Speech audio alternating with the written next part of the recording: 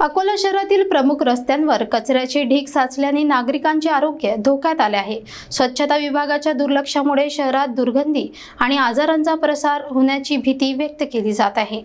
अकोला शहरातील जुना bus stand, मुख्य रस्ते आणि बाजारपेठा सध्या कचऱ्यांच्या ढिगाऱ्यांमुळे विद्रूप झाल्या आहेत। रस्त्याच्या कडेला साचलेला कचरा, दुर्गंधी आणि माशांच्या उपद्रवा यामुळे स्थानिक नागरिक त्रस्त झाले असून पर्यावरणीय दुष्परिणामाची चिंता वाढली आहे। रोजचा निघणारा कचरा वेळेवर उचलला जात नसल्याने तो रस्त्यावरच साचत असून नागरिक आणि दुकानदार दोघेही या समस्येमुळे वैतागले आहेत। पालेभाज्या विकणारे विक्रेते सांगतात की कचऱ्यामुळे ग्राहक मागे फिरतात आणि व्यवसायावर विपरीत परिणाम होतो।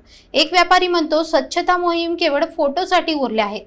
आरोग्य तज्ञांच्या मते कचऱ्यामुळे हवेत प्रदूषक सूक्ष्मकण वाढतात, जे श्वसन विकाराचे कारण ठरतात। लहान मुलं, वृद्ध आणि अस्थमा रुग्णांसाठी ही स्थिती अत्यंत घातक आहे।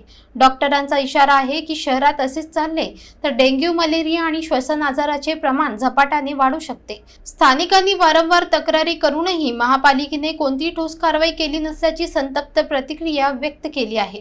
पर्यावरण प्रेमी व्यापारी आणि नागरिकांनी एकमुखाने प्रशासनाकडे लवकरात लवकर कठोर उपाययोजना राबविण्याची मागणी केली आहे।